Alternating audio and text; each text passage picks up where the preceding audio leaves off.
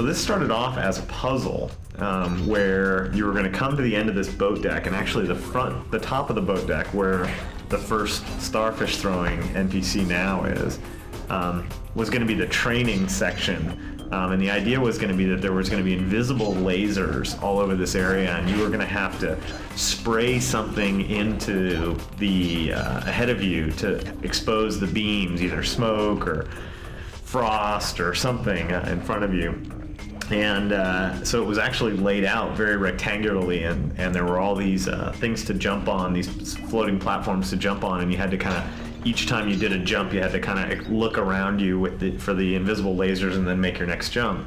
And as we backed away from the puzzly, slower gameplay, that was the first idea that went away. Yeah. So then what came? Well, there was also the idea of, once you got to the rear set of the buoys that floated on the water, that there was a giant fish that was sitting below you. Oh yeah, the giant fish. And he was the one that paced you and made you want to move forward faster and get through the level, or otherwise he'd come up and gobble you up. Yeah, so the giant fish, he got cut. Giant fish got cut. We definitely learned a thing or two about physics engines in games. How the predictability of something animated over relying on the physics engine to work itself out is usually...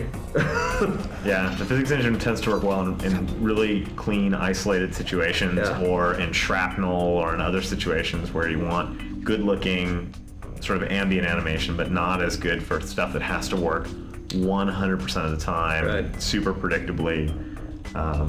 And then I think environmentally, I think this was one of our first levels that really had a good kind of, misty, really rich kind of textured feel to it. You know, the fire on the side, which you can see from outside, and the approach even.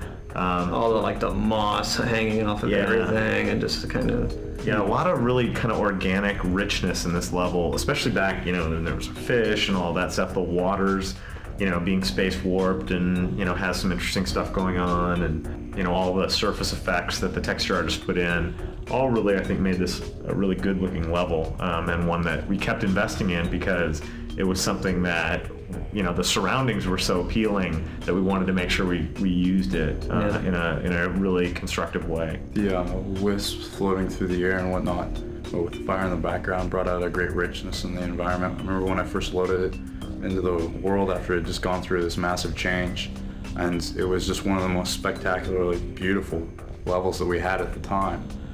That it was just exciting to go back and play through it.